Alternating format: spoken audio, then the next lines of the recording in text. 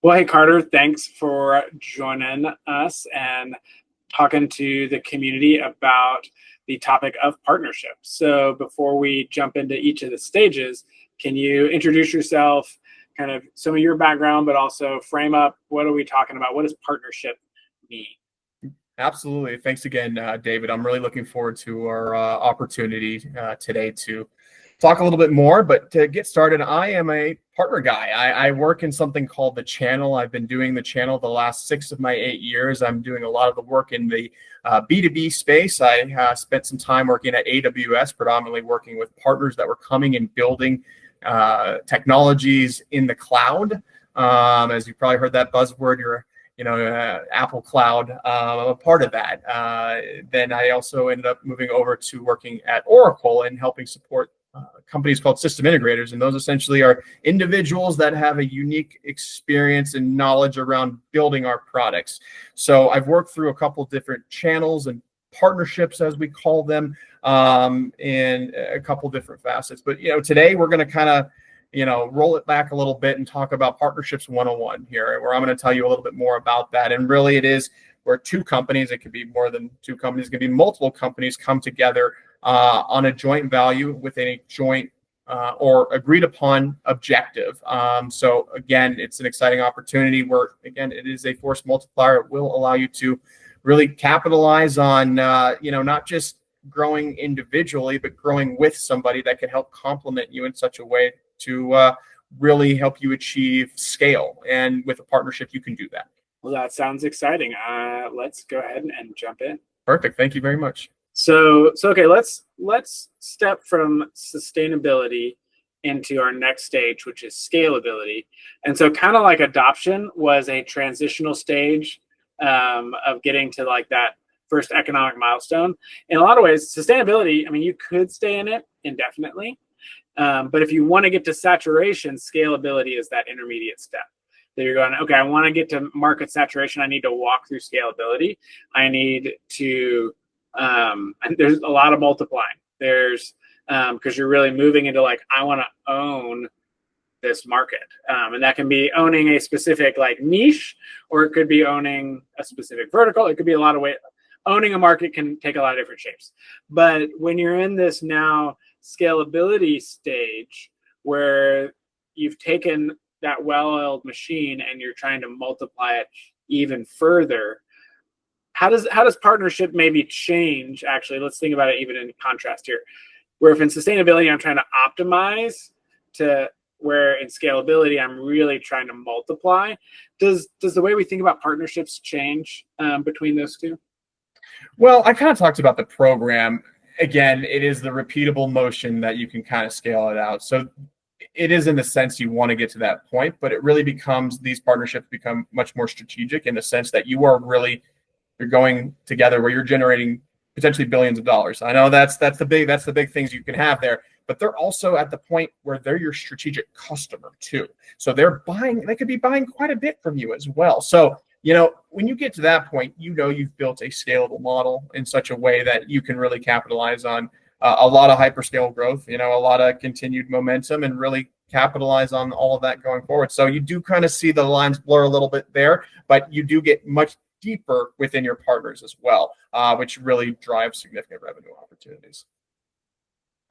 Yeah, well, that makes me think this would apply to earlier stages too, but especially in something like scalability where there's a lot of dynamic change going on. How should someone think about the kind of the evolution of a partnership? Because like if you started maybe with that same partner back at adoption and you got through sustainability and now you're saying, hey, we're going to scale, you're probably drawing up that partnership different. And if we're better together, it really kind of needs to be, in some ways, it's like, well, hey, I'm actually trying to go over here. Mm-hmm. Are you trying to go over there too? Mm-hmm. Or do you just want to stay here and I need to get someone else? Like, how are those conversations get navigated as maybe you mature at a different pace? Yeah. Or have a different outcome than your partner? Right. And again, it goes a little bit, you're evolving. Businesses evolve and you're evolving as well with your partnerships. So it's just like your business is a living, breathing organism, so is your partnership. You got to think about where they are in any given moment. Now, there could be times where your partner might be not scaling up to you, or they have a new person leading the organization. Their business objectives change. So your business objectives change with them because of maybe where their priorities are. And they might not be able to scale the way that you need them to help you scale moving forward. So it goes back to, okay, I'm here now. I was here before, but we're up here and we have different priorities that we need to reevaluate. And so you need to kind of go back and understand and look at the data behind the the partnership to see how does this evolve? How do we evolve with them? Is this the area that we want to focus on in a vertical play? Is this the area we want to look at it from a consumer play? Well, it depends. It all truly depends. So if you're able to kind of recognize that and have somebody that come in your organization, like a partner leader, to come in and help you define that, then it's going to help you really scale a little bit quicker because you're evolving as the business evolves. Yeah, that makes sense. That it is kind of it's always shifting and changing there. It is, yeah. I mean, coming back to what you said before about it being a dynamic feedback loop with your partners. All right. Well, as we've kind of walked through all these different stages, Carter, is there anything you want to kind of way you want to frame up just partnerships in general, things that some takeaways for our founders, our leaders that are watching this? Yeah. Spend some time with your team. Really get to know the ideal partner profile. I even have this note right in front of me that even talks about it. It's just like, going back to knowing your business goals, find the right business model, whether it be distribution, whether it be an OEM partnership, maybe it be, franchise, or maybe it's just a co-branded marketing partnership here. So really making sure that you craft that narrative and that narrative evolves with you as your company evolves. Make sure that you're taking into consideration cultural as well. If the company you're working with doesn't share cultural things that are important for you as an organization, then you could run the risk of having something that really doesn't pan out to being a successful partnership. So I think it's always going back to having those key components locked in. And then finally, understanding the motion of sell to, sell with, and sell through. I didn't touch on that too much, but I want to touch on it now, is you can sell directly to someone with your own resources. You can sell with somebody. And again, that's where you're using their resources to help you sell their product potentially. And you can sell through them. And that's like a marketplace. You can use that pretty easily to think about like Amazon.com and going and using that as a procurement channel to purchase and buy products and have them be sold there. So if you can get that down to a T and understand again that value prop, we talked about that better together story, and spend time on it because it's not easy. It's going to be one of the most challenging things for you to build that out. But if you can get that down to the T, then it's easy to go sell it, because if you can convince somebody else to sell your own product, then you're doing something right.